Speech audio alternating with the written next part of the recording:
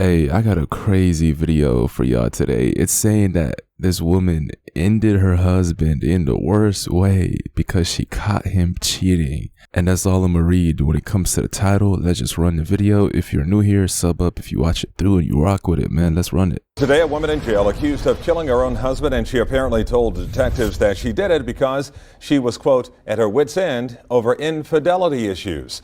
Local 10's crime specialist Bridget Matter live now outside the jail where she's being held with the details. Bridget. Calvin, this is all according to new court records. It says that this woman told detectives she found out her husband was cheating on her, so she killed him. And the report says after a heated argument, that's when those shots went off, and this woman is now in jail on no bond.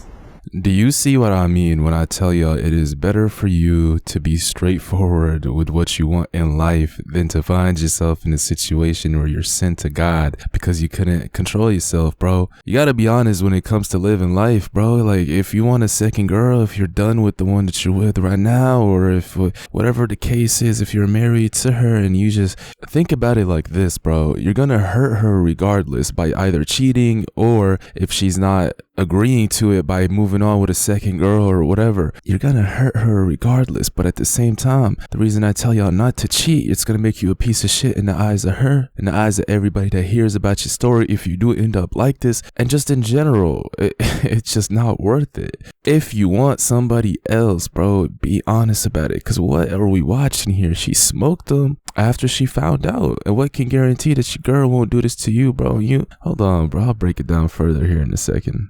45-year-old Denise Malcolm is facing a first-degree murder charge in the death of her husband, Rowan Malcolm. A lengthy arrest affidavit lays out that Denise was, quote, at her wit's end with his lies and deceit over allegations her husband was cheating. Following a 45-minute fight, police say Malcolm shot her husband multiple times. Y'all gotta understand that love is not real. And no, I'm not saying that in a cliche way. I'm saying that in a realistic way, right? It hurts to say, but real, actual, genuine love is one of those concepts where it can fade away, bro. Because as a man, let's look at it this way, and let's be realistic here. This shit might hurt y'all to hear, but look, if your man, your husband, was doing good, looking good, and working hard when you met him, and you've been with him for years, but over the time he loses his job, he loses his physique, he's growing older, he's out of shape, is it wrong to say that woman doesn't love him as much as she did beforehand? Is it wrong to say that she wants to leave him for a reason? No, the same way it goes the other way. Your girl starts losing her shape, her body, she starts growing older, her attitude is pissing you the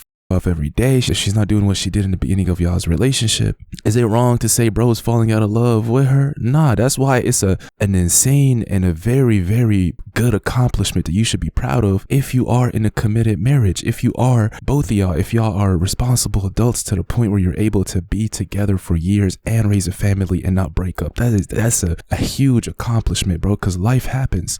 Here's what I'm getting at though. If you do get to that stage and to that point of feeling a different way, of like him cheating on her, wanting other women, is it not smarter for you to just be honest about it, bro? Like I said, you're gonna hurt her regardless. It's better to go out in a way where you're not a shitty person, in a way where you're not being dishonest, in a way where you're not backstabbing her. That's the part that hurt her more than the actual cheating itself. It's the fact that he was lying about it, probably saying he wasn't doing it, probably saying that she's just crazy, she's accusing him of shit when he really was cheating on her. That's the part that made her smoke you, bro. That's the part that made her send you to God. So listen to me when I tell you, as much as it's gonna hurt you, or it's gonna take a lot of guts from you to do, and it might hurt her, it is better for you to be honest than to find yourself in a situation like this. Made entry into the residence to check on the well-being of anybody who may be inside. They did come across and encounter one male individual who had suffered multiple gunshot wounds. Malcolm appeared in court. Ms. Malcolm, you are here on one count of premeditated murder. The report goes on to say that Malcolm had contemplated suicide, but as her husband was bleeding on the ground, he said something that changed her mind, and she shot him one more time. And sadly, when this happened, police... Hold on, what was that thing that he said, bro? Y'all can't just say that and leave us on the cliffhanger. What did he say? Say the couple's twins were in the home when the shooting happened, and one of them did call 911. For now, we're live in Broward County. Bridget Matter, Local 10. And that's the saddest part. That's always the heavy weight that's going to be left behind in all these tragic situations where it could have been fixed or resolved in a non-toxic way, or let's say a less toxic way, but instead it ended like this.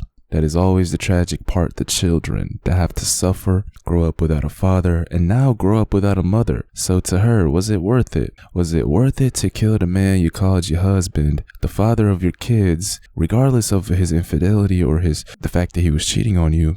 At the end of the day, was it worth it for you to do this? Absolutely not. Because now you have to answer to God, you have to answer to the law, and you have to answer to your children. You ruined your life over something that he was doing when you could have easily left. This is one of those cases where if she really left and decided to go after bro in terms of the court system and all that bullshit, you know, when the girl takes the money and takes all the shit the man has, which we can all agree is wrong in almost all cases, except for cases like hey, if he's cheating on you, he has no one to blame but himself if you initiate a divorce that costs him a lot of money and assets. And if she did that, she would have money, she would have her life, she would have her children. And matter of fact, bro can't say anything at all if it is proven that he was cheating on her. When it comes to his children, he can't say nothing, at least court-wise. So her dumbass ruined her life over something she did not have to do because she was still so emotionally attached to a man that was cheating on her. Let me know what y'all think about this. I told y'all this was gonna be a crazy one, bro, but really take what I said in, because I promise y'all, it's like if you think about this shit logically, not with your heart but with your head, you're gonna hurt her anyways if she's not the type of girl is to sit here and be okay with you having others, bro. So you might as well do it in a way where you're not a piece of shit person who's deceiving and deceiving and lying, but instead was honest with what he wants in life. Anyways, we got a second video, bro, and it's one of these pieces of shit, man. I told you, I hate this caliber of pest. It's a squatter that was in bro's Airbnb or his home and was refusing to leave. Let's see. Get out. We've asked you so many times. Get out. Give me my money now. Get out. Man, you better watch out. You better watch out. What's up, Brian? What's up, Kill me. You just. You You cannot. stole from me. You cannot You touch have me. to call Hey, God get Real shit, be honest with me. If you owned a home and you were renting it to people, Airbnb, like through an Airbnb where people can rent it for a few days, weeks, and one of these people decides to do this where they don't want to leave and they want to sit here, yell at you, threaten you, and say this crazy shit, would this video exist or would it be the first option? Obviously, I think this is probably the smarter option, where you record and you prove that the person is in the wrong and he's messing you over. But the other option would be where no video exists, but a man mysteriously with a bunch of bruises and punch face is on the floor crying for help. Because at the end of the day, you are in my house. At the end of the day, you're on my property and you're trespassing. You don't belong here.